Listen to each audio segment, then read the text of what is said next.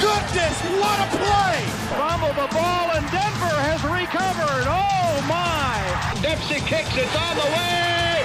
It is! Good! It's good! The Philadelphia Eagles are Super Bowl champions! Oh, he caught it! Oh! Unbelievable!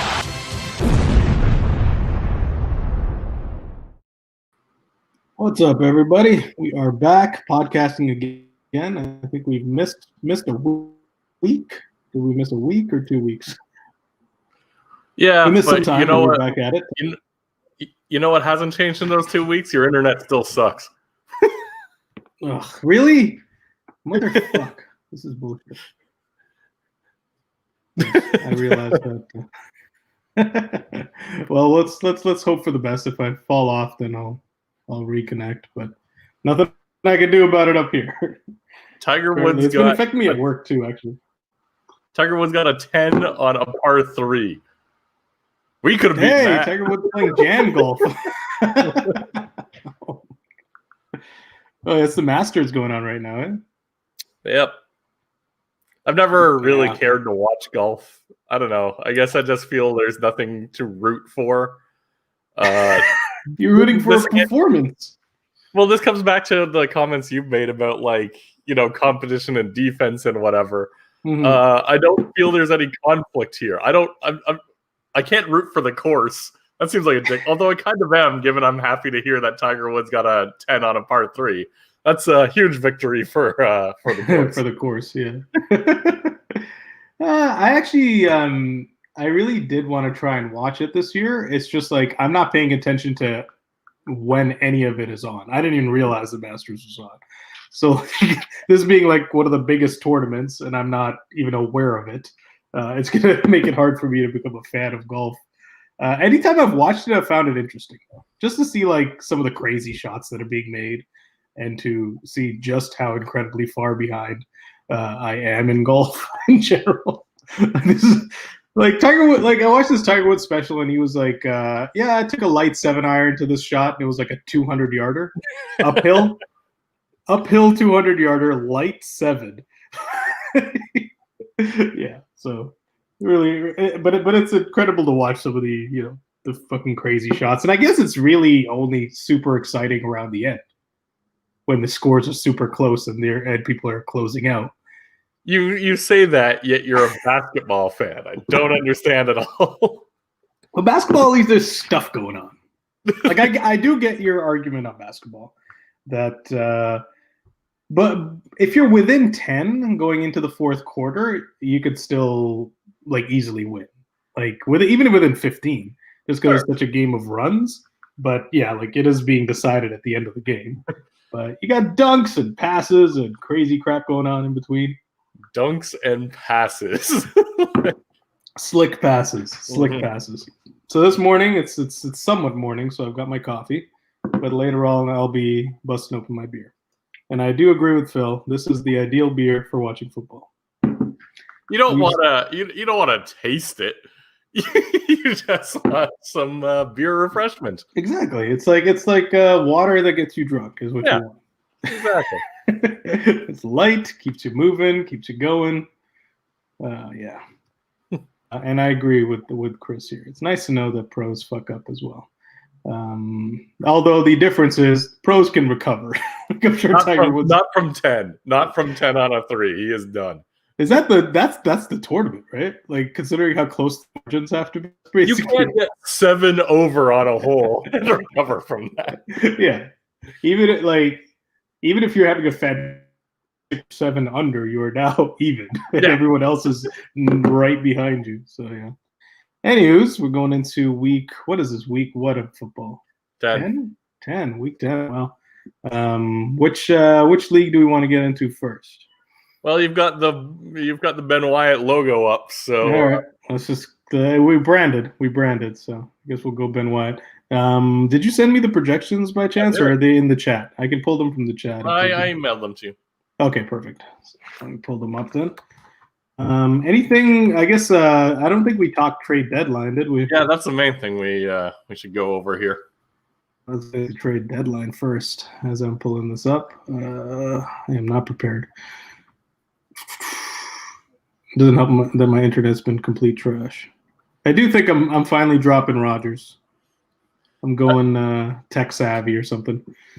I don't know if it's going to be any. This doesn't seem like it's a modem problem or a router I think it's a router issue more than anything. I think I need like a powerful router because I'm upstairs and the thing is downstairs, and I do find issues on the top floors. So just get a power line router. Like I can't stress how much better that made internet in my bedroom. What's a power line router?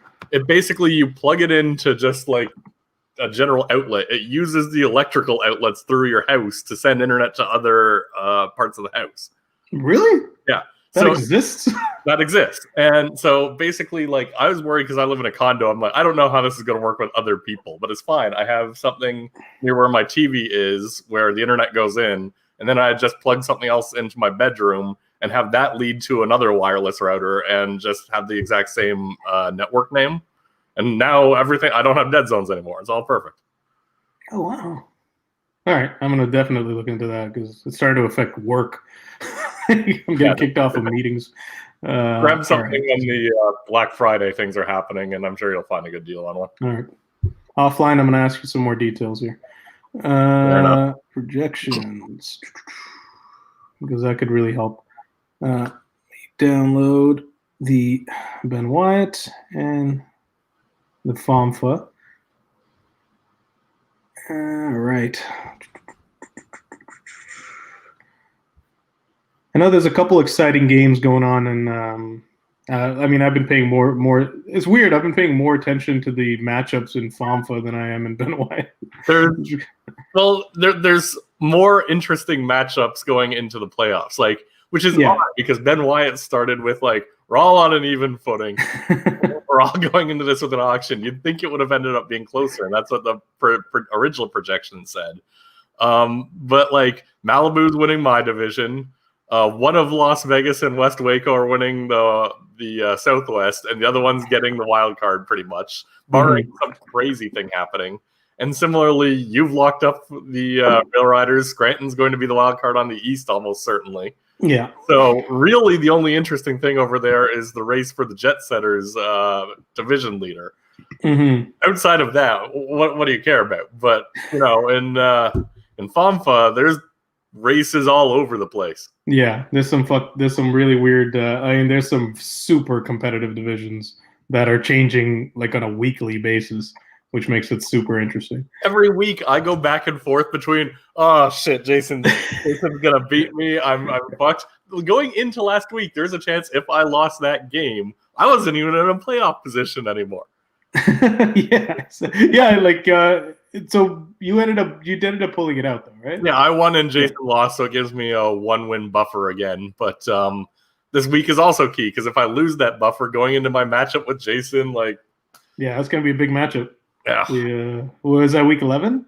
Yeah, it's next week. Yeah.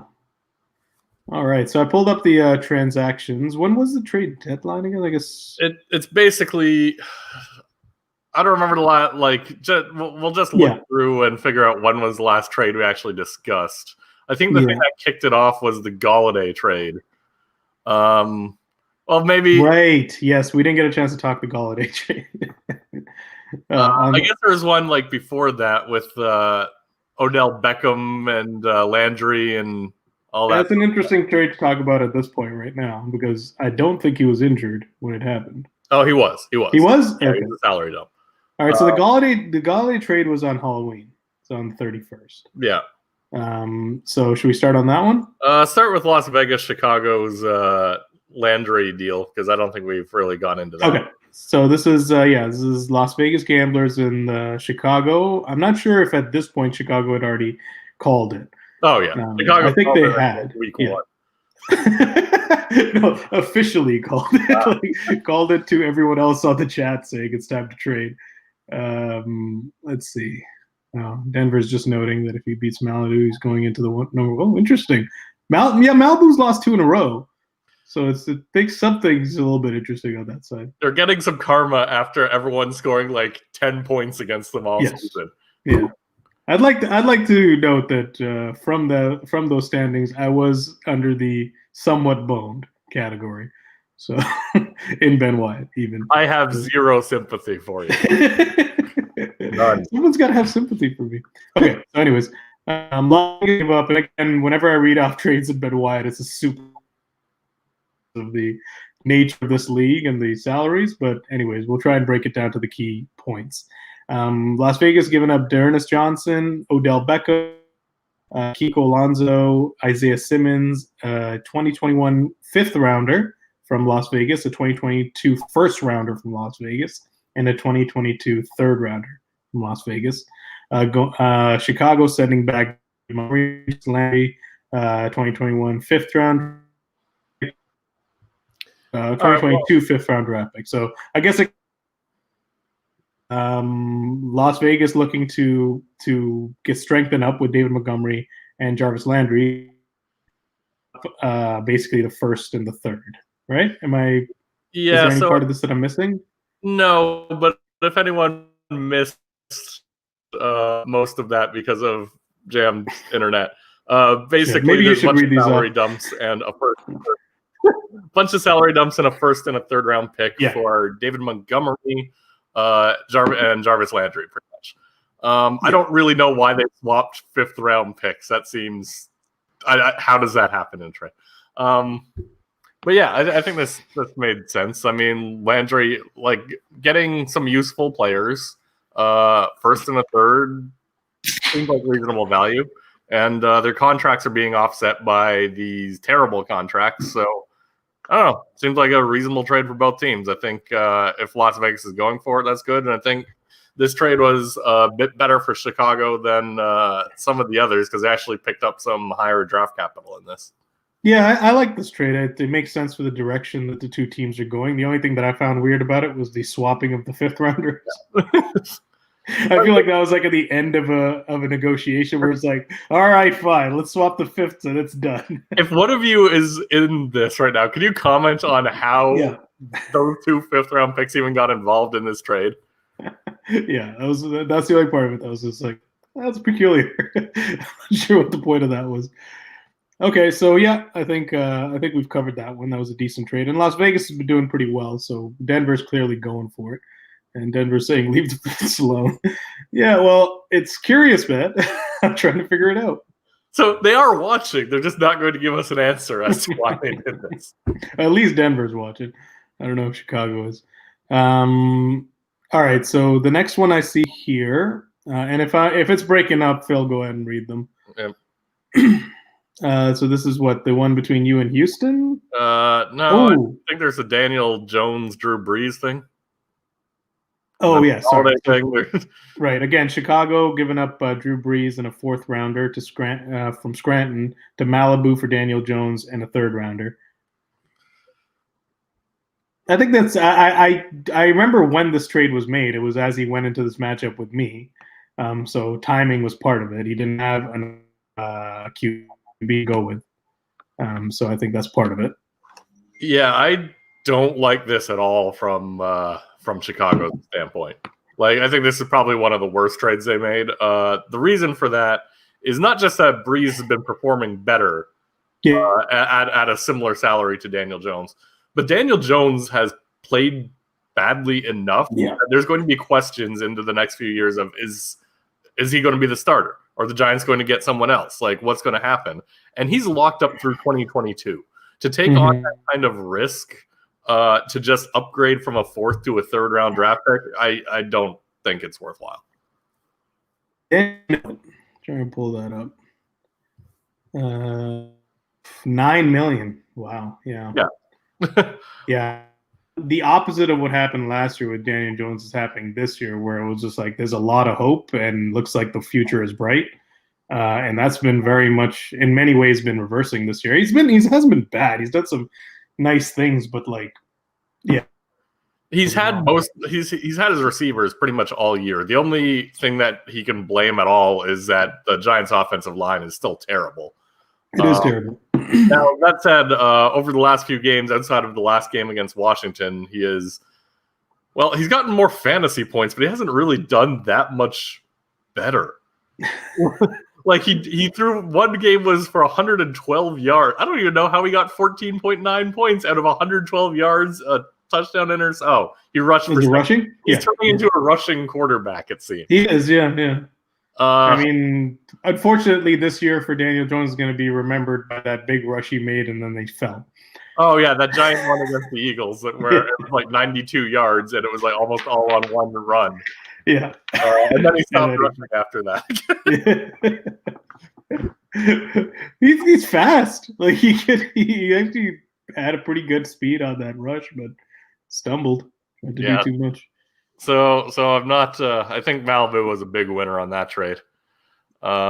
Next one we have. Next one's the Galladay one, where Chicago gave up Kenny Galladay, Jersey gave up Kenyon Drake, Darius Slayton, 2021 first round pick. Well, your first round pick, so end of round first, and a 2022 second from Scranton.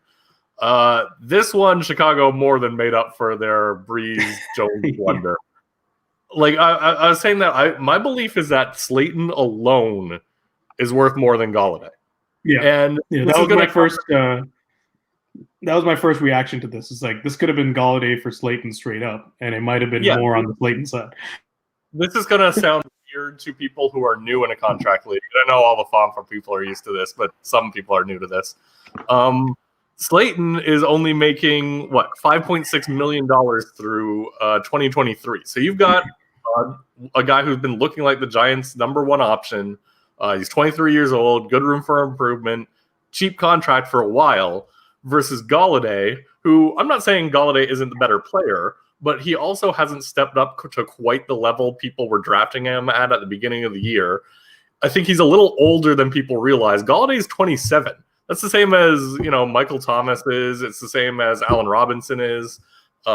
He came into the league a little late. So he's 27. Again, better player, but he's making $21.5 million through 2023. So the difference between those two contracts, the $16 million, you can go out and get a lot of good players for $16 million. Oh, yeah. So it's not just like which is the better player. It's which is the better player when you factor in those other players that you can get in free agency with that money. And if you looked at the way the numbers that the wide receivers were getting in the auction outside of like the ones like the top tier ones, you get really good wide receivers in the range of like 11 to 14 million. Yeah. Now in the interim, Jersey's actually Chicago's taking on more salary because of Kenyon Drake. But it's not like Drake is useless. Drake is a helpful player, and his contract ends in 2021. So 2022, 2023, they're getting a huge benefit from this, setting aside the picks. I think this one's just a huge win for Chicago. And what making it even more confusing is Jersey's chances of making the playoffs are slim to none at this point because of their very difficult run at the beginning where, they were scoring points, but everyone was just scoring them. It was just showing up.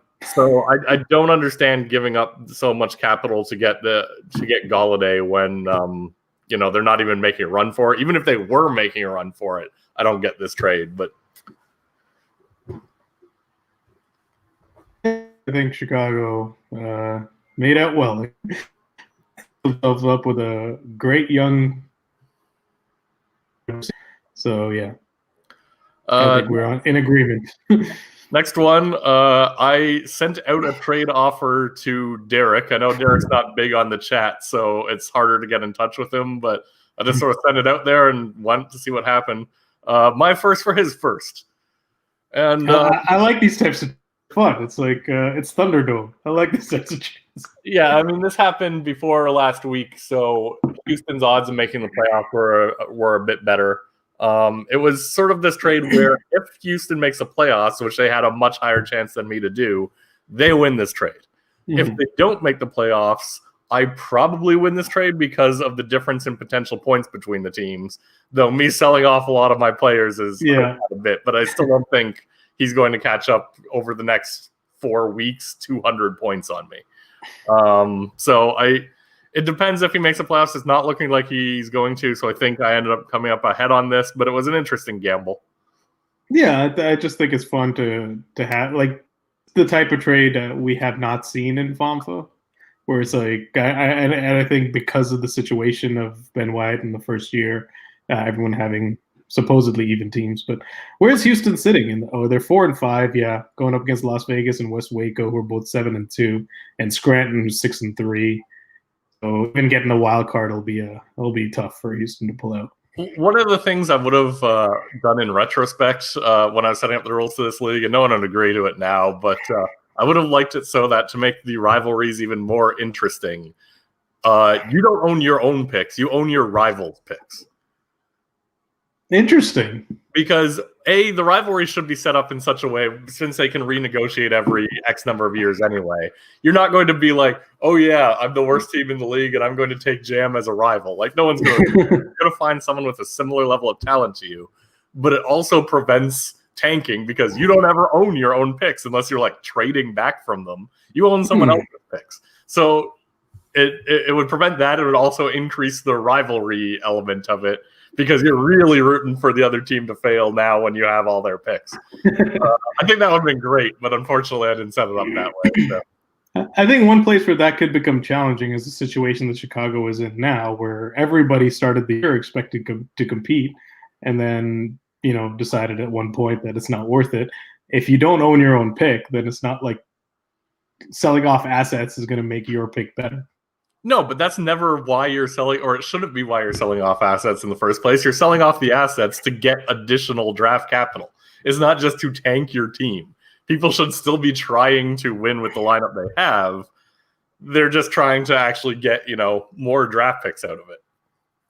Yeah, I know, but part of that is my team has gotten worse, so my pick is probably going to be better. Like that's definitely a component of it. Like in FOMFA, I don't have my pick, so I don't care as much, but like, is it stopping you from rebuilding? No, it's not. Exactly. It's just making me more aggressive about rebuilding because I don't have my pick, and I gotta want other people's. And I think that's a good thing. But yeah, that it would have been interesting though. It would have definitely made like you have to think more about. Also, you'd have to really, really want to try and beat your rival, not just like in the rival week, like. Chris and I are rivals, but it's not really like outside of week 3, we haven't really even. Yeah, you don't care. Cared about how each other like. In some ways, I'm rooting for Chris. That shouldn't be what rivals do. Yeah, but I wish I had set that up that way. But what can you do? Next trade. This was the one between the two of us. Yep. I don't know how we're supposed to analyze a trade between the two of us. Well, I mean, I guess we could say the thought process. I mean, my thought process is pretty clear. I've been talking about trading for a QB. My QB situation is Wentz and Teddy Bridgewater before this trade. Really nervous feeling going into the playoffs with a contending team to leave that on Wentz and Bridgewater. Trust Bridgewater more, to be honest. But yeah, it just came down to like this was the one that probably made most sense salary wise. The one that we were able to fit. I know that I tried to talk to Denver about Josh Allen at some point earlier in the season. That didn't work out. And then you got Josh Allen. And, so, I mean, outside of the performance last week, which was not really like, it's funny because I finally decided I'm going to get real aggressive on this trade after Wentz put up that dog shit performance. and I was like, Brady put up negative. Yeah, I was like, there was no game before that where like Wentz looked really bad, but his fantasy points were generally decent. Like there was a couple of games where he got like 10, and you don't want to see that, but he had a couple of games around like 30 as well, right? It wasn't up until that game where it was just like, wow, like this guy can actually go to the negatives. Like he hasn't had, like he was close, he wasn't there, so I got to go for someone who's just more reliable. So I trade for Brady, and Brady puts up negative. So right now, your best QB is someone on a bye week. That would be better than your current situation. Yeah. So mind you won both your games despite having negative points out of your quarterback. But like, I think obviously the reason I would do this is picks, and I don't need Brady anyway. But Brady still had value to me. He's not making almost any money relative to his performance. This is like 5.7 mil. Mm-hmm. He's going to be getting you that contract next year or two with pretty much the same offense in place. Yep. And this was at the time where I was like, I'm not entirely sure whether I want to rebuild or whether I'm going to just keep trying to win or not. So in order to trade Brady, I wanted to have something that made it actually truly worthwhile. I think, to be honest, before I was thinking I might just give him up for a first, and I think we were discussing that. But at a certain point, I was like, you know what? No, this guy's good, and I know there are some other people who are looking for quarterbacks. I think Hollywood. I'm like, if I'm going to trade one of these guys, I want it to be worthwhile. Yeah. So, and for your point, I mean, yeah, you might be giving up some big draft capital, but if it makes the difference in any one of the playoff games, it will have been worth it. Well, this is Chris's opinion. Yeah. Where's your team sit right now, Chris? Where does it sit? Let me take a peek here. Also, don't worry. 4 and 5. 4 and 5. You get to analyze Chris's trade with me in a few. Trades, so well, the last thing I'll say about this is that I forget who I was talking to about this. Someone on the chat. It's like if you're in a contending position and you want to make that move to push to put yourself in a stronger contending position, there's a price to that, and I understood that. Like there's a bit more you have to pay than you would say midseason or beginning of the season to give you that push for the playoffs, and that happens in all leagues. So I'm fine with it. I expect Brady to bounce back pretty well. So let's see what happens. It's also a supply and demand question, right? Like who else was trading quarterbacks? I thought you might know the answer to that, and then you just disappeared. So I'm just going to move on to the next trade until Jam returns. So after this, it was basically Chicago racking up another one of their 6th-round picks, getting a 6th-rounder from West Waco for Justin Jackson. Justin Jackson's a free agent at the end of the year, can't be re-signed, so it seems like a reasonable thing to do. Yeah. I'm back. Sorry, I don't know what the hell happened. It wasn't even my internet that went down. It was like the Chrome just shut down. Like literally disappeared. It's the weirdest thing. I've never seen that before. Anyway, sorry. I take it you continued with the trade. Yeah, I went into West Waco, Chicago. There's not too much to say. 6th-rounder for Justin Jackson. That seems reasonable. Yeah. And this is exactly what, like, as much as I don't. Oh, is Jam gone again? Jam's gone again. As much as I don't like some of the moves Chicago made from a value perspective, some were better than others. What I will say is they're at least doing the right thing. Once they learn that they're out of it, they're trading their guys who have no value going forward because they're not going to be extended for something. And whether I think they could have got more or not, they still got something. Well, a lot of the teams who aren't in it just didn't bother trading their players. So while Chicago might have undervalued some of their guys, they're still leaps and bounds above like the teams that are just sort of cellar dwelling and didn't make any moves to pick up draft capital. Yeah, I think Chicago ended up being the only team that really aggressively went for this approach of I'm going to try and go for it in a few years. There weren't any teams that were doing that. Interesting position. It's a very interesting position for Chicago to put themselves in, because I think they'll be probably one of the more successful teams in coming years. And you have these kind of mid to low teams that are going to be in weird positions trying to win in free agency.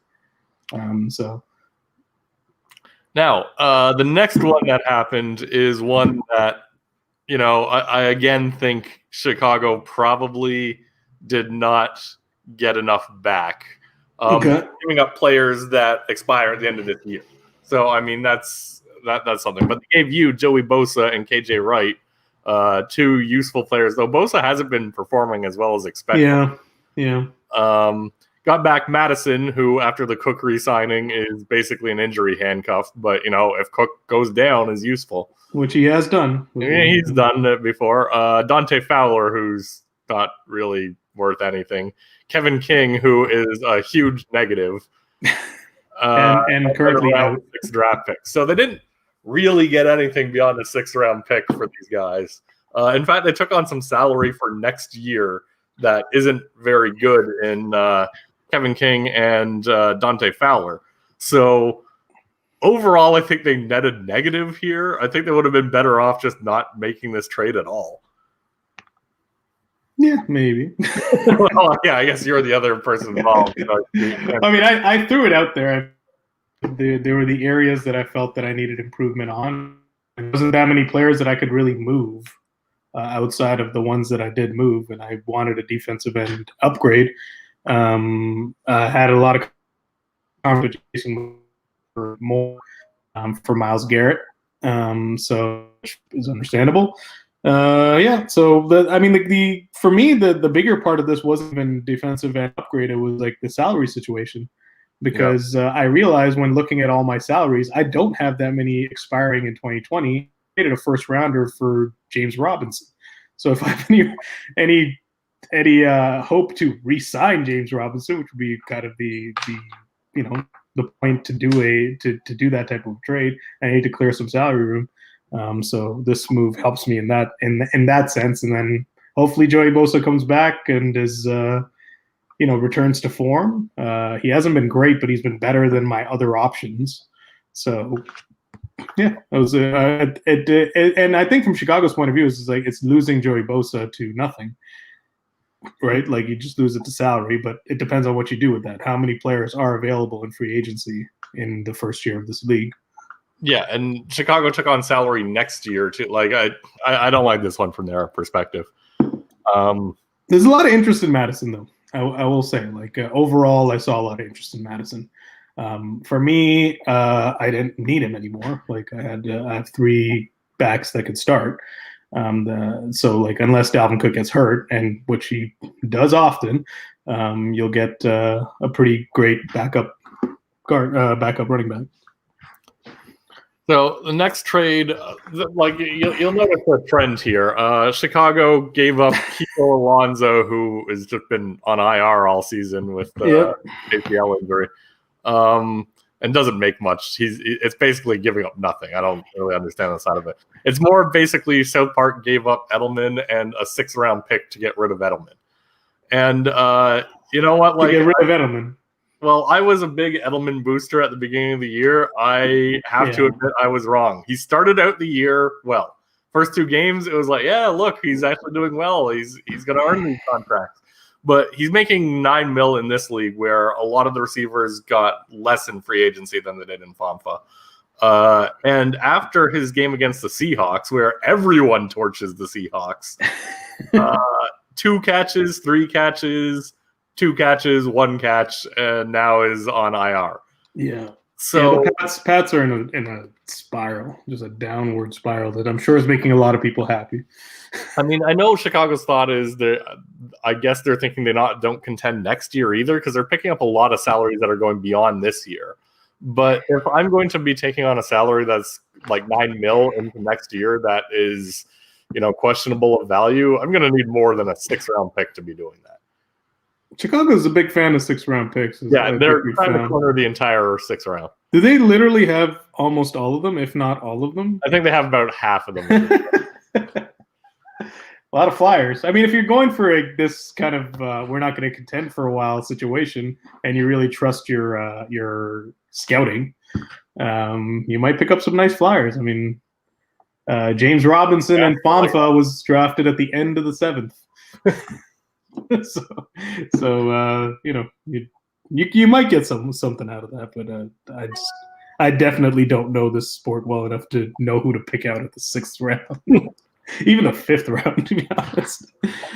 All right, what is next up here? We have you and Malibu. Yeah, this is just something I threw out there because I looked at Malibu. I'm not usually this aggressive about trading because I'm not at a point where I need to sell my team. This is a new thing for me. I haven't do this in 10 Have you ever done this? I've never seen you do this in FOMFA. I've had to do it in another league, but it's been a while. So I was like, okay, I can't wait for people to just come to me. Mm-hmm. If I say these guys are available, you may not hear from them. So I just actively looked. I was like, okay, let's look at the contenders. Let's look at what they're in the fit. Yeah. And Malibu's corners look kind of shitty. Mm-hmm. So I was like, okay, well, maybe I'll offer James Bradbury and take back just some salary equivalent in Trey Flowers, so there's no salary for him to eat, and get a 4th-round pick for my trouble. Mm-hmm. And, it worked out. He eventually just sort of accepted it. Oddly, right as I was about to finalize a deal with South Park, I think, involving Bradbury. So then I had to switch Bradbury to J.C. Jackson, who I was actually hoping to keep in my deal with South Park. But, got me a 4th-round pick. Can't complain. Seemed like reasonable value to me. Yeah, I mean, it's a good point that you bring up because this is what I had to do in FOMFA. And I remember, I think you were telling me, like, if you really need to rebuild, you need to all-in rebuild, and you might have to hassle people and say, I've looked at your team, I've looked at your weaknesses, this is how I can help you. What I want back is picks. And that's what I ended up doing in the beginning of FOMFA is, like, I aggressively looked at all these teams, set up all these trade scenarios, and said, I've got players and you need help. And I'm reaching out to you, and that ended up getting me in a really good kind of drafting rebuild position. Yeah, the tricky thing is you have to be confident in your abilities to evaluate, player value versus because you're not going to get nearly as far with people if you're like, hey, you need a quarterback, offer me something. Yeah. It's like you reached out to me, you offer me something. Yeah, you have to put the idea on the table and have it be a reasonable enough idea that you can at least have a discussion about it. It's not just like an insulting thing. Yeah, for the most part, I don't even have a lot of discussion-based trades. I have a few of them. The one with South Park was one of them. But even then, it was basically ultimately what I offered. I ended up talking with Chris a lot, but there's a lot of you pulling back and be like, okay, do whatever you want. I don't care. If I give an offer, I'm confident enough in my understanding of player value that I'm like, this is going to be a good offer. I'm not going to give you some bullshit offer that we then have to spend 2 hours negotiating between bullshit offers. It's basically a take it or leave it. We can maybe negotiate one piece like a little similar value, and maybe I just got the wrong guy that you liked in there. But so similarly, this was like I just threw out this and got a 4th, and it worked out. So the South Park I prefer to work like that too. I prefer to work like that, in that and this has come down to understanding value, and I think I'm getting better at it, but it took me a while to get there. Especially on defense, I still don't really have a good sense. At least on offense, you can look at a couple of calculators to back up your theory of if this value makes sense and stuff like that. But the trades that I've had that have gone well have all been those where it's been literally maybe we're a piece or a little small part of the trade out from making it happen. And it happens quickly. It happens like within a couple, two or three messages, and we're done. Yeah. And I know there are other, I know Cyril is an owner like that too. Yeah. If he wants someone, he'll make a reasonable offer. And I love it. Negotiate a bit if you want to change a guy around. But it's not like you're going to be like, I'll throw a 1st-round pick into that. I think it's a much better way to trade. When people give me bullshit offers, I don't negotiate. I just let them sit in my inbox forever to make them think they'll accept it, and then I'll let them expire. Anyway, the next one was the one with Chris. Where, this is a big one. Yeah, basically, I had 2 options. I had the Chicago option. I would be trying for 4th-round picks, as you saw with Bradbury rather than 6. But just take all my players of value and just trade them off to individual people for 3rd, 4th rounders, whatever. I know you were interested in Keelan Cole. Buda Baker, I would potentially kept because he's been incredible. Buda Baker's been incredible. I was just going to franchise him next year. This one was a tricky one because I had to do I literally put about an hour of work in, not in negotiation, but because Chris had no payroll room. Yeah. I was trying to give him all sorts of money that had payroll in it. So it was just okay, who am I taking back? I guess I'm taking back Jalen Ramsey, Mitch Trubisky, et cetera, et cetera. But ultimately, I got a 1st and a 2nd round out of it, similar to what I got out of Brady from you. Yeah. But I had to, give up upgrades to him at a lot of different positions. Yeah, Keelan Cole's been a nice, I guess it's just for this year, but a great wide receiver at a very low clip. And Gronkowski, outside of last week, is basically back. He's had 3 weeks in a row where he's been the favorite red zone target for Brady. So he's been one of the top tight ends in recent weeks, where some of the other top tight ends haven't been as good. So this is a nice upgrade for South Park. It makes complete sense as a deadline deal. If they're going for it, outside of last week, it's funny because between Brady, I added up the score of everyone who I traded. Before J.C. Jackson played, and J.C. Jackson got an interception. So that was but combined, they had added up to 4 points. I was looking at like all the players you traded. I was like, what did you know? What knowledge did you have that all these players would have completely trash weeks? That was just weird luck. Yeah. But going forward, it should be an improvement. I think it makes sense that they're going for it, and none of them hurt me going forward, other than maybe Baker, because these are all guys who are gone next year. Yeah. So essentially, I could just re-sign them if I want them. And I get a first and a second just for saying, you know what, fuck this year, Chris, give it your best. Yep. I hear you, Chris. I'm always looking at the list.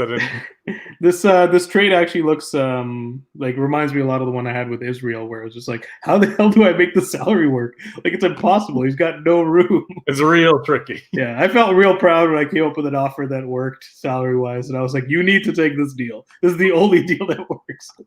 This has to happen this way, and then I think it eventually did. All right, 4 trades to go. We had an active deadline league, even if we didn't in the other one. We did not have an active one in FOMFA, so it's very interesting to see it here. Another 5th-round pick swap. I mean, admittedly, at least it's both for 2021, so it's like, okay, I guess Dorothy's pick is a little higher. But who's going like, you know what, I need to upgrade from the 73rd pick to like the 58th pick in the draft? Like, that's real specific. I think it just comes down to people feeling confident about their ability to pick these flyer guys. Yeah, but they're probably – it's not common that someone that you really want that late is going to be taking a few picks ahead of you. Yeah. If you know something, if that's the thing, is like, I know something about this player and I'm going to get him, then you probably will still get him a couple picks later. So, this is something to give and of course the coach going forward, and they basically just gave up a 7th and a little draft capital in the 5th, but marginal. Yeah, I think this is a good trade for Enniscorthy. I don't know Scranton's roster enough to know why they did this. Do they have another coach? Like, I guess they have Cliff Kingsbury. Yeah. I still don't think I'd do it for Scranton though, because you have the difference in draft capital that you're getting is insignificant, but coaches are very matchup based. If you have 2 good ones that you can just sort of stream based on, oh, he's playing the Jets this week, great. That might be like 30 fucking points in your advantage just being able to do that. So I think giving up a good coach for that, I don't agree with it. But yeah, I'm not completely clear on Scranton's approach. I feel like they're trying to build a little bit of draft capital, but like they're in wild card position and have been one of the higher scoring teams in recent weeks. Like I think they have 2, maybe 3 team of the weeks in this. Yeah, they've been killing it. Yeah, like I worry about Scranton in the playoffs for sure. Like they're going to be a team that's gonna be hard to contend with because they put up points. So it's I'm not quite sure what their approach is. All right, next we got you in Chicago. Yeah, what happened here? Oh, this was I don't even remember me making this trade. I guess. Oh, I remember why I did this. I did this because I got Trey Flowers as a salary dump, and this was the trade I mentioned to you. Was I think maybe the first trade in the league's history where it was just done because I didn't want to pay more money. Well, this was to get you down to the actual money that you're spending. Yeah, exactly. Like based on all the trades I made, once people came off IR and stuff, there's a good chance that my maximum payroll would have gone up from earlier in the year. And when you're rebuilding, you don't want to pay more money to do that. So I just found some salary. Vic Fangio is making 1.15 and Trey Flowers is making $3 million. Whereas Matt Nagy, who, he's not good. He's barely gotten any points this year, but he's fine. I basically just picked him up and just was willing to switch. The logic here between us was that 2 4th-rounders are worth more than a 3rd-rounder. Not a lot more, but marginally more. And I was willing to make that trade in order to just not have that $4 million on my books. Yeah. And Chicago, I think that makes sense. Yeah, Chicago's just fine with picking up salary, so they had no downside to this for them. Like they got more draft capital, and the salary will be coming off the books for them at the end of the year anyway. So So how does that work in terms of like what you actually pay? Like, what is that based on? You pay whatever the highest payroll you've had over the season is. Okay. So that's why I wanted to make sure my payroll didn't go any higher. But if you already set a high point and then lost like 30 million in salary, you're not going to save any money because you've lost 30 million in salary. So you can pick up another 30 million and it's not going to impact you in any way. So that's essentially what Chicago is doing here after trading a lot of good players with high price contracts. They can take on any salary they want and it's not going it's not going to affect how much they pay. Right. Yeah. Okay. Yeah. You want to explain this Donovan Peoples-Jones for a 7th round pick? Well, I put out that message. It was literally, I think this is when everyone still thought 8 p.m. was the cutoff, and then it turned out to be game time. So I put out a message like literally 7:58, and I said, looking for just some receiver depth, not expensive.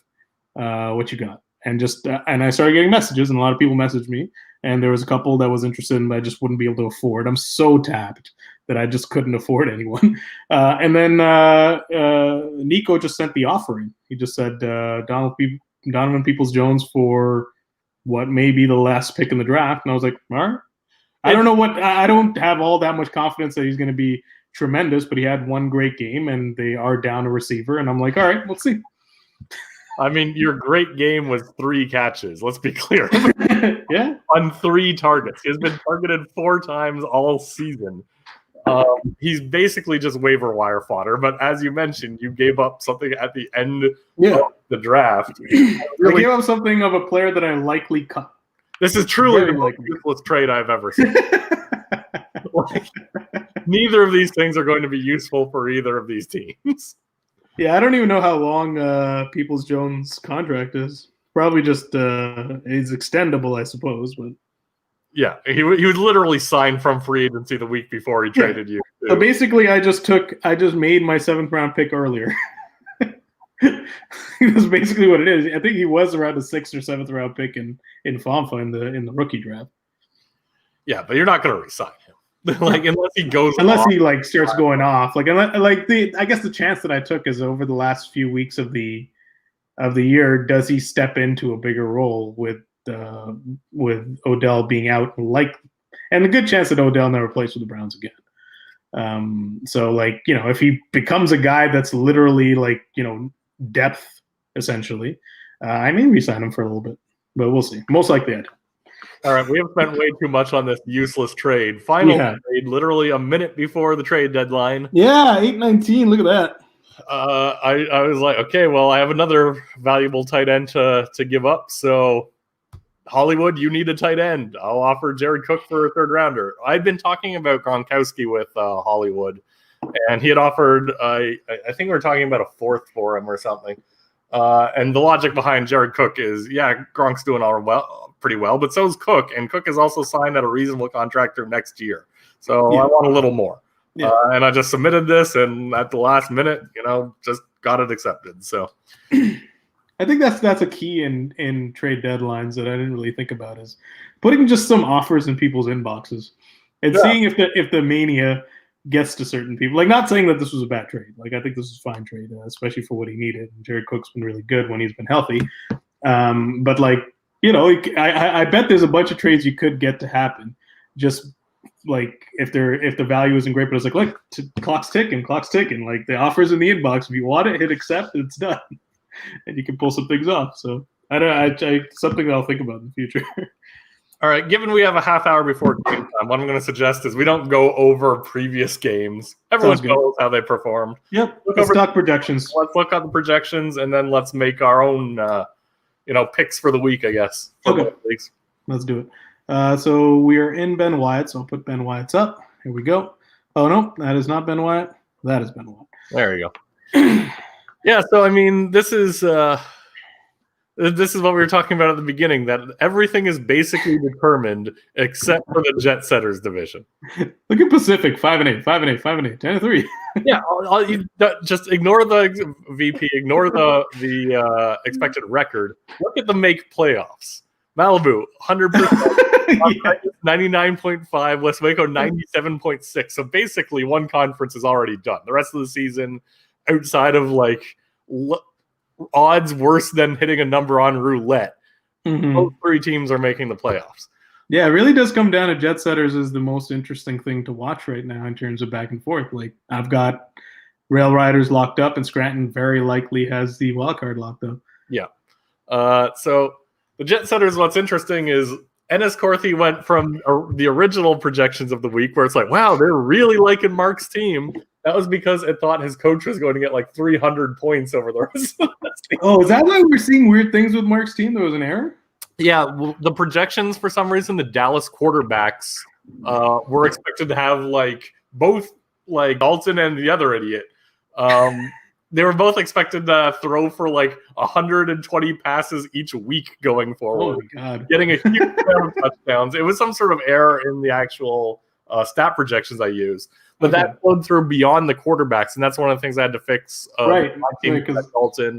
The way I come up with coach projections and to get offensive points for the team is to look at all the players and figure out, here's all the touchdowns projected, here's all the field goals projected, so here's what the projected points should be for these coaches. So when the quarterbacks came up with these outrageous numbers, it gave the coaches like crazy numbers, especially because there's a formula and it's a bit of a what's the opposite of linear? I guess it's not opposite, but exponential. It's not quite exponential, but the formula is kind of exponential for coaches in terms of the more points they score, it means they're more likely to not lose the game in the first place and have less zeros. So the formula would just break if they're going to score this many points, which is exactly what happened.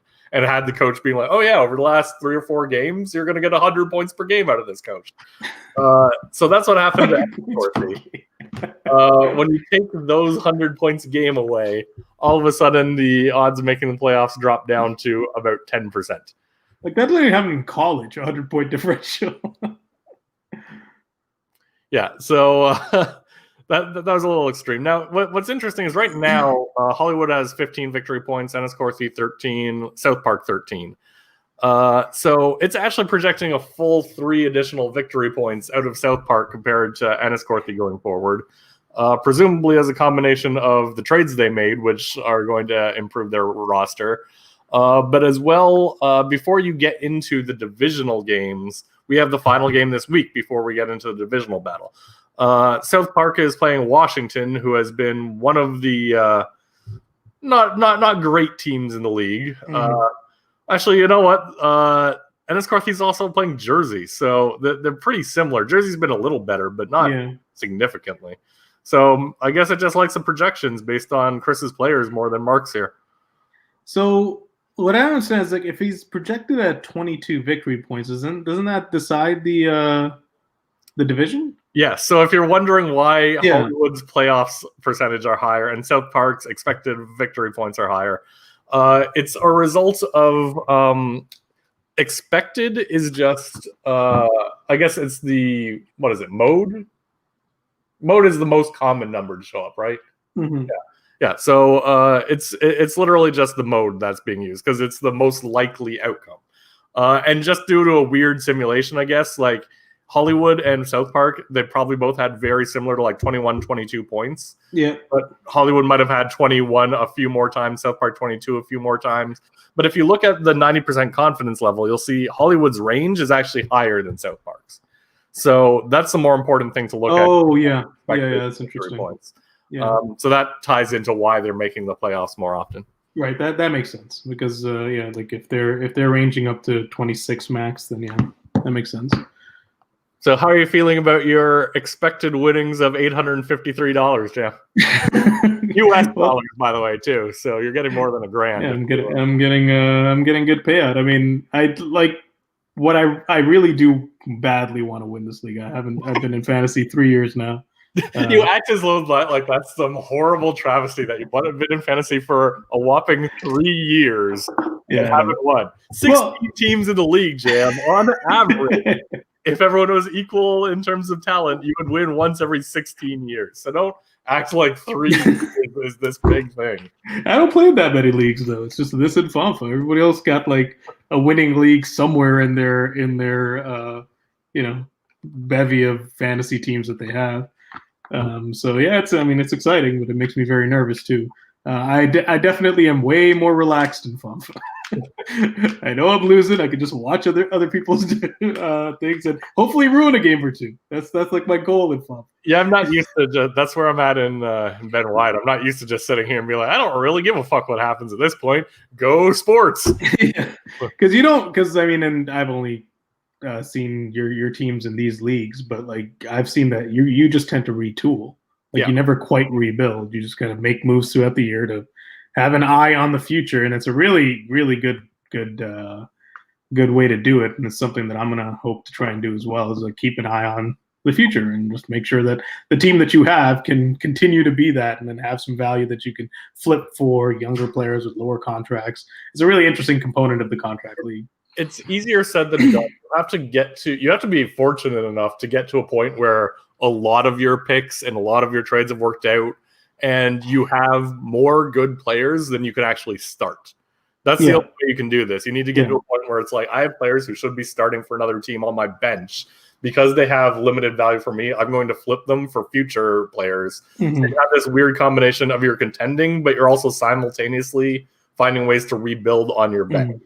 But then, like you said, you have to keep hitting with those picks. Like you picked Jonathan Taylor second overall in FOMFA, and Jonathan Taylor was the consensus top pick, like behind CEH, and he's just not looked good in the last little while. So it's one of those things where it's like, what are you going to do? Right? Like, he did look like the best pick. He literally was. Like, there's no question. I hold out hope for him still, but I mean, it annoys me knowing that I could have probably had Miles Sanders who I wanted anyway by trading that pick and kept Kamara. But instead, I've got this idiot. So goes back to what I always say, but always have difficulty actually following of like, remember, picks don't always hit. Yeah. Like it's so easy to get caught up on rookie hype. And in my situation, the reason behind it was largely that I need rookies on cheaper contracts because I need to keep refueling the machine of my team. I can't just have all guys who are like veterans and doing well because I can't afford it. Mm-hmm. So, it terrifies me about this coming draft with in FOMFA because I was so many first rounders. Like, fuck, if I miss on every one of these, it's possible. It's possible, but it's not likely to miss on all of them. I think you'll probably hit one like star, probably get two reasonable players, and one guy who's just useless. Yeah, that's what it's looking like. All right. So, anything else to talk about here except for making picks? Nope. All right, let us go to the pick making. So I'm gonna need you to read off the matchups again, and I'll write them down. I don't know, for some reason twice now I've gone to a different website and it's crashed Chrome, so I don't want to risk doing that. So I've got it on my phone. All right, so the matchups.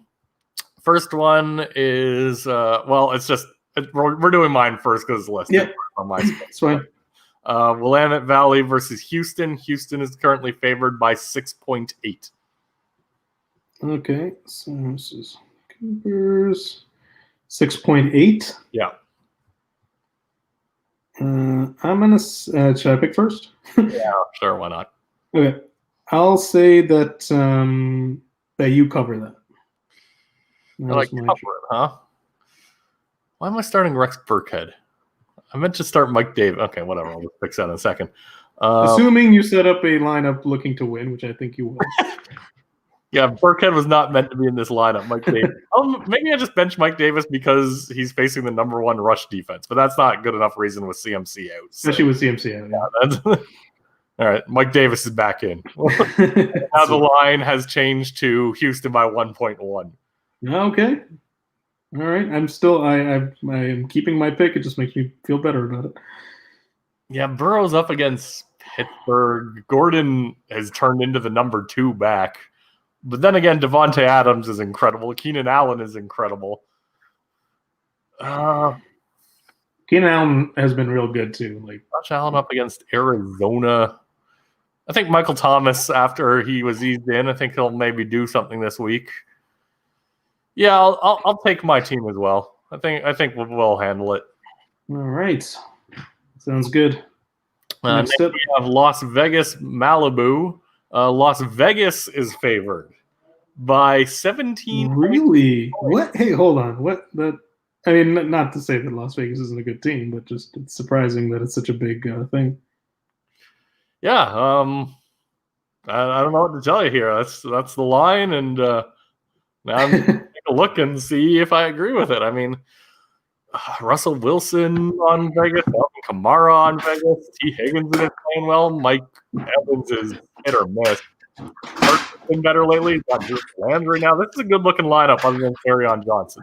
Vegas has got momentum. Kerryon Johnson should not be in anyone's lineup, but or at least the contenders lineup. So Vegas by 17. That's interesting. I don't know why. Oh, David Montgomery's out. That's why. Kareem Hunt. That's it's going to be interesting to see because Chubb is back this week. 17. Like, I actually like Vegas better in this matchup. It's just a big spread. I don't know if I could say 17 for a team that has played as well as Malibu has. Yeah, I'll take the Malibu side of this. That's a big spread. Malibu side of it. You know what, Denver? I'm going with you.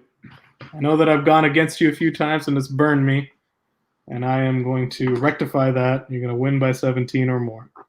Bam. That's probably really stupid. All right, West Waco, Oakland. West Waco favored by 19.4. To Oakland. Oakland's been doing oddly okay. That's the last game. Other than that, they have not been doing well.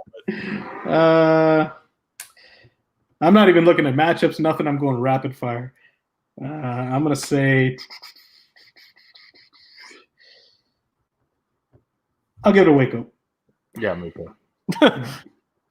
Nice and simple. Actually, hang on. You know what? Justin Herbert has been playing well. Miles Sanders coming back for Oakland. Juju's got a great matchup against Cincinnati's six-string defense. I'm gonna take Oakland here. I'm gonna take Oakland. Okay. The points you brought up were all very good points. I wish I looked at something. And I'm going rapid fire. All right, who's next? San Diego, San Antonio. San Diego favored by 0.7. Very close game. Against who, sir? San Antonio? San Antonio. It's the Battle of the Sands. Oh, and CMC is out again. CMC is out again. Ugh, this is a nasty game.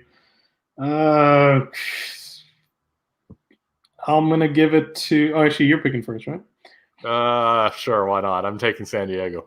San Diego? All right. I'm going to go with San Antonio, literally because he's taking Fortigen, which is going to make his muscles and his team stronger.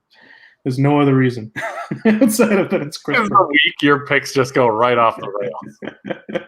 We've been too agreeable in this league. It's been too close. Hollywood Scranton. Hollywood's favored by 1.6. Okay. Oh, interesting. This is a tough one.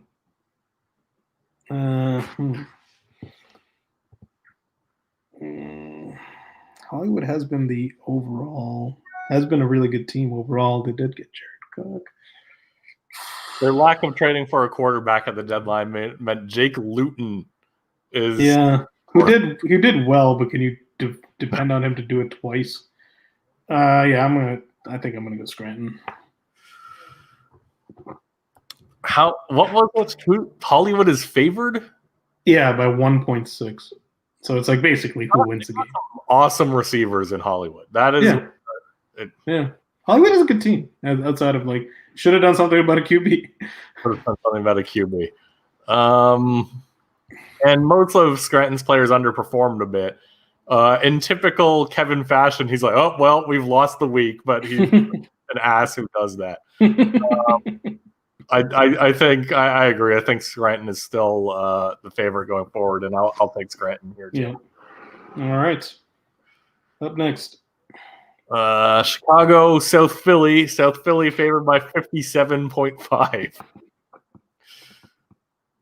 Am I picking first here? Oh, I think I am this time because I remember taking the last one second. You go ahead. All I mean, Chicago doesn't have players anymore. Yeah, you need those. I've been told. Yeah, you're going to cover that. It's 50 cents. Yeah, you're covering that. All right, I'm gonna agree. All right, next up. Jersey, Ennis Corthy favored by 3.2. 8.2 versus this is a fun game. I like this game, even though like the implications aren't huge. I do like this game. Bold start of Mark putting Alshon Jeffrey into the starting lineup. Is he playing? Is it official? Yeah, he's playing. Wow, I did not think that would happen. Yeah, me neither. I've been At saying all. I started to believe the Kool-Aid that you were throwing my way. Then.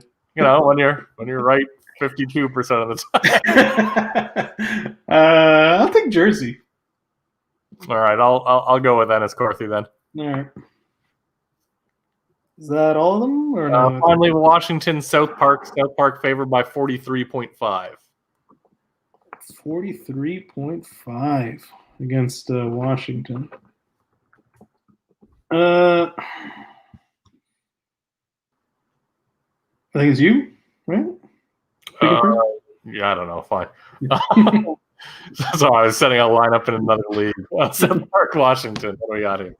Lamar Jackson has been super disappointing all season. I know. It's a bummer because, I mean, I guess Harbaugh's done okay for me, but holy shit, I was expecting those blowouts and those like crazy games that we're seeing from Kyler Murray. I'm a little worried about Fulgham. He's looked good, and I think he's developed a rapport with Wentz, so he should be fine. But now that the Eagles have Miles Sanders back, they have Goddard back, they have Alshon Jeffrey back, what does that do to him? Yeah. I think Deontay Johnson's going to have a big game against Cincinnati.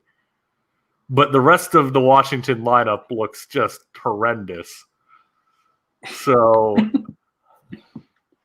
I don't know. This one was tough. Garrett Stidham against Baltimore. Okay, that is going to be the deciding factor for me. He's starting Jarrett Stidham? Yeah, I will take South Park and the spread.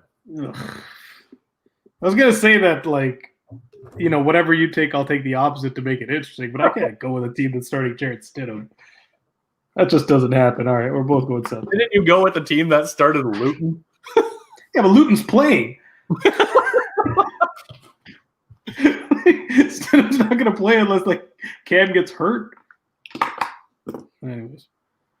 That's also Sunday Night Football, right? Cam versus. Yeah. I'm going to laugh if he does get hurt and Stidham comes in. It has like a monster game. Takes over the starting job. All right. Do you want to make your lock in this one, or do you want to save it for FOMFA? I'll make my lock here. Just to move it along. Let's see. I don't feel good about any of these. I'm going to make mine my lock, actually. That was actually going to be my choice, too. I'm going against a rebuilding team. I mean, yeah, I think I will end up making South Park my lock. No, that's the other one. Yeah, the big ones. That's the other one. Okay. All right. We're locked in for this year. Someone commented. Who's commenting? Go Jersey, go. Is that for a reason? Oh, because of Ennis Corthy. There you go. There you go. I can't lock you, Denver. Against Malibu? I'm rooting for you. I can't lock you. All right. We only got like 10 minutes till game time. Do we do a quick rebrand? Yeah, I mean, if we go in like 5 minutes in, it's not the world. Hey, have you checked your lineups? I checked mine. Yeah, I've been doing mine as we've been chatting. Yeah, I mean, you have a lot more to do. Yeah. Let me just quickly check my FOMFA one again. Yeah, I'm good. All right, rebrand is on. So were there any trades that came out of FOMFA that we do need to talk about? It was pretty quiet. I think there were only 2 trades. Surprisingly quiet, eh? Yeah, I mean, I think we discussed this where it's like there weren't any rebuilding teams who hadn't already sold off their assets. I still had assets, not good ones. Well, then they're not assets. They're liabilities at that point. Do you need to take an accounting course, Jam? I had Fulgham. I think I was asking a little much. Well, I mean, that's someone that you can keep anyway. Like, I'm fine keeping him. I'm fine keeping him. If someone got desperate and wanted him, they could have made me an offer. Yeah, I think like 1 or 2 trades were made. If I look back to the trade side here, I see a couple from Wario. Yeah, they're all pretty meaningless. Yeah. Wario ended up getting Calais Campbell. The defensive end a little. It makes sense. He also got Jesse Bates. Right, yeah. I mean, none of these stand Jordan out. Howard. Yeah, none of these are worth talking about. The Gio Bernard one actually did well for him. That was the interesting. Could this not have been one trade? All 3 of these trades were between Death Valley and Warrior. They were on. I guess they were spread out a couple days. These could have just been one big trade. I did get a 6th rounder out of him for Wayne Gallman, so that's something. So just for anyone who's listening, Wario gave up Everson Griffin, Jordan Howard, Scott Miller, a 2nd-round pick, a 4th-round pick, and a 6th-round pick, and got back Calais Campbell, Jesse Bates, Giovanni Bernard, and DJ Dallas. When I read it all out loud, I feel I'm on the Death Valley side, but I think it probably makes sense for both of them. What is Denver saying over here? Sorry, to jump back in. You like me as a 21.1 favorite now. What did you change around? What were you before? It was 17.6 before, but still not the lock. Either way, we locked on our things at this point at 17.6. We rebranded Denver. We rebranded. Can't let these late lineup changes go. All right. So very weak deadline for FOMFA. Yeah. There's still, especially considering the only reason I find this surprising is because on the kind of the Ryan Khalil and David division side, forget what that division's called right now. They're neck and neck. I thought someone would try to make a move to shift the powers, but like there was a couple pieces I had that could be moved. That's the thing. What move can you make? Yeah. Any move that needed to be made was made already, and those teams were pretty active up until the deadline. So it's true. They just they probably didn't. There's probably nothing left to do. So let's take a quick look at the projections. Let's do it. Whoop, wrong one again. There we go.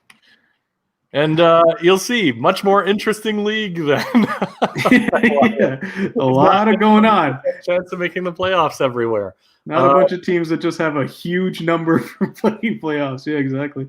Wario seems to be getting that lead back. I mean, I know briefly Jayville was actually considered the favorite in that debate. Yeah.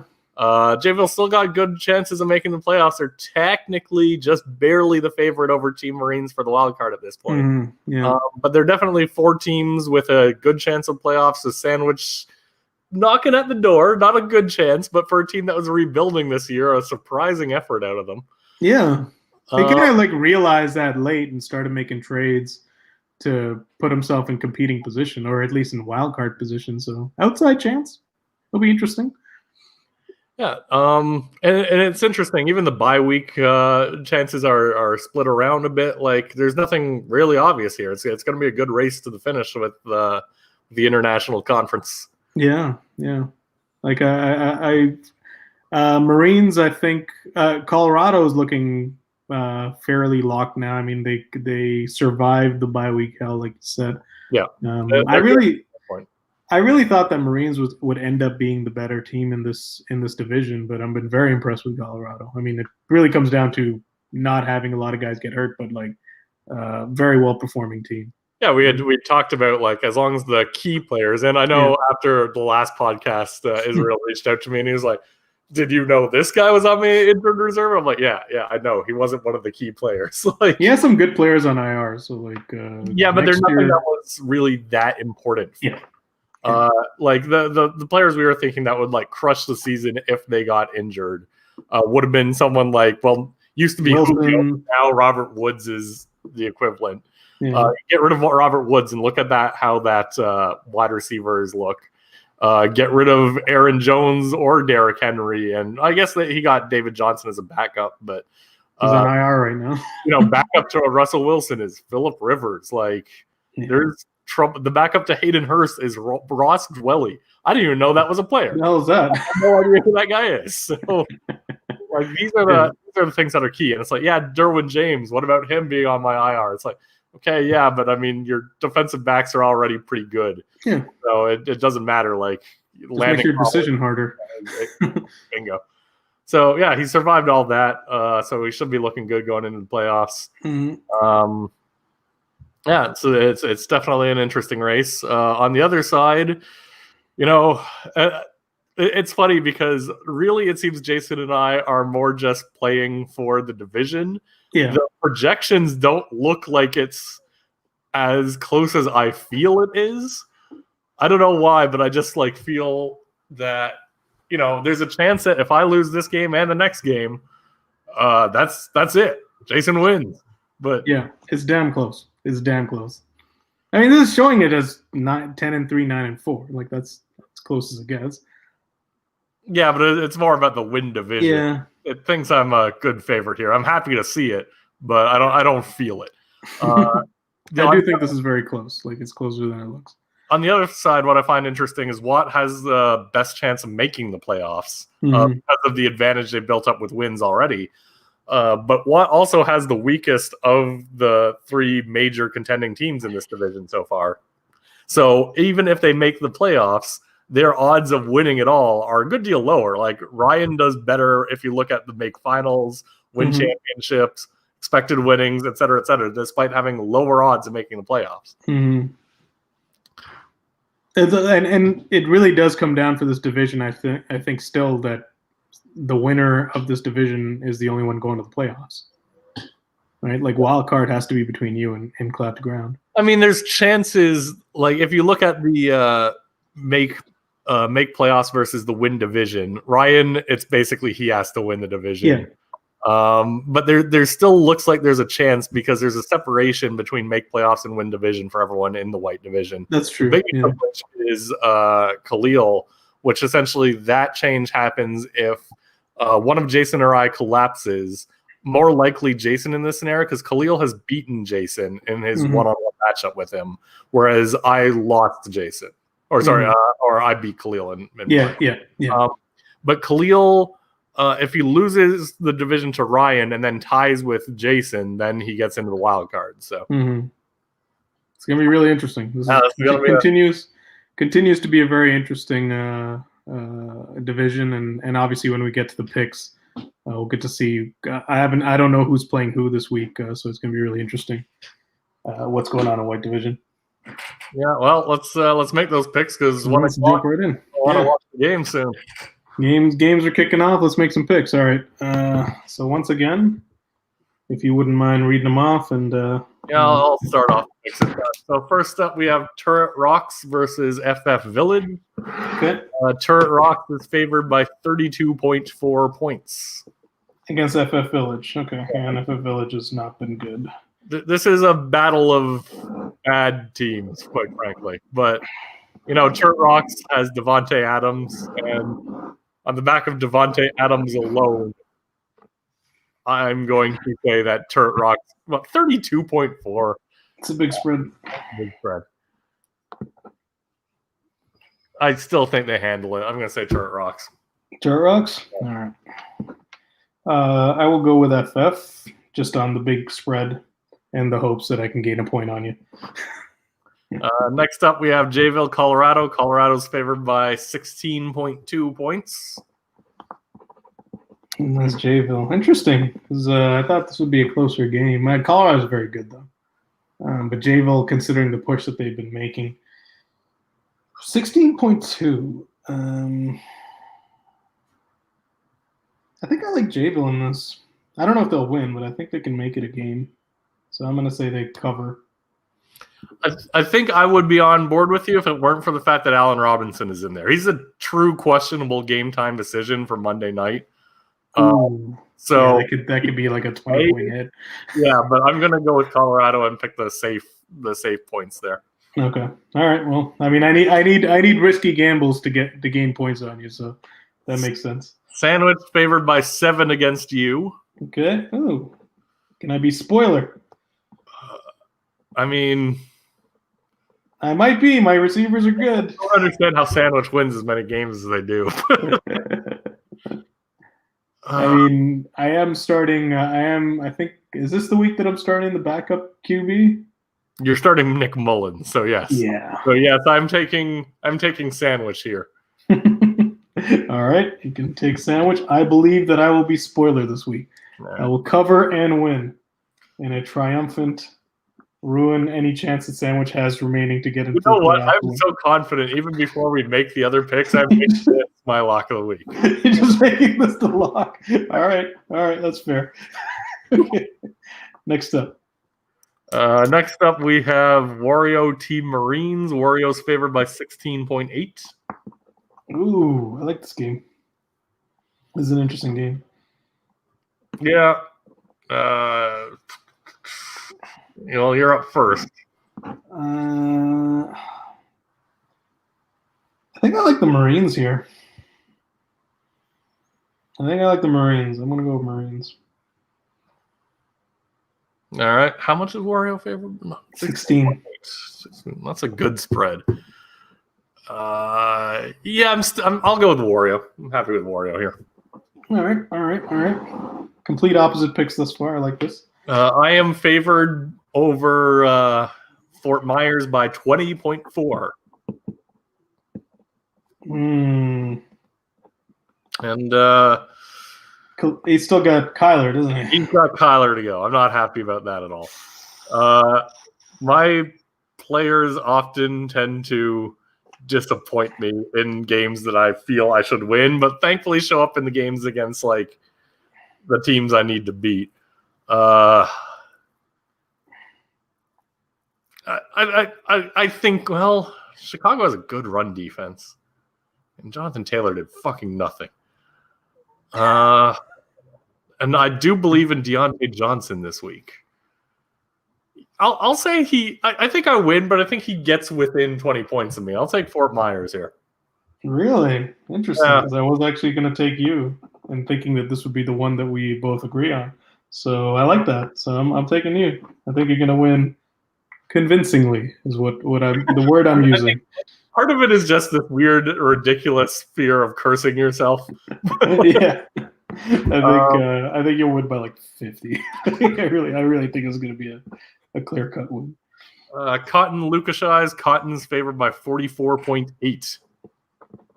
44.8. Oh, fuck, that's a big spread. That is a big spread. I know Ryan's going to win. It's just a big spread. Yeah, Ryan's going to win. I gotta think Luis at least covers that spread. That's a big spread. Yeah, I will also pick Luis. Yeah. Cloud to ground 0.5. This is Woo! I like this. So Cloud to ground favored by 0.5? Cloud to ground is favored by 0.5, and as much as I'm rooting for Khalil, what the hell? Case Keenum is starting for. Patrick Mahomes is on a bye. That's good news for Khalil. Touchdown's got no one but Case Keenum? I guess he had Darnold, but Darnold's not playing. Ew. Case Keenum's not even going to play. Yeah, this is that's why it's still 0.5? I mean, yeah. Oh my god. Jason's got a good team.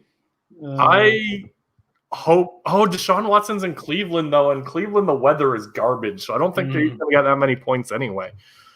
It's something I shouldn't be doing here, but I think despite the 0 out of the QB, Cloud to ground wins this game. All right. I mean, he's got a pretty strong team. I'll take Khalil just to be different. I agree with you though. This could easily go Cloud to ground. But holy shit, no QB. That's a rough one. Why couldn't I be facing him in week 10? All right, Death Valley versus the Avocados. Avocados favored by 52.9. Oh, Death Valley's been really bad. That's a big spread, but like Death Valley's been really bad. That's me picking? Yeah. Unlike what I said about Ryan, I actually do think David's going to cover this. So I'm going to go with David. Yeah, I'm also going with David here. All right. Locks. You got your lock as me. I made mine. All right. For me, I'm gonna say I'm gonna make you just as an added burn. I'm gonna make you my lock of the week. All right. To decimate Fort Myers. Well, we've got all our picks in. I'm eager to watch some football. So do it, everyone. Enjoy the week, boys. Talk to you guys later.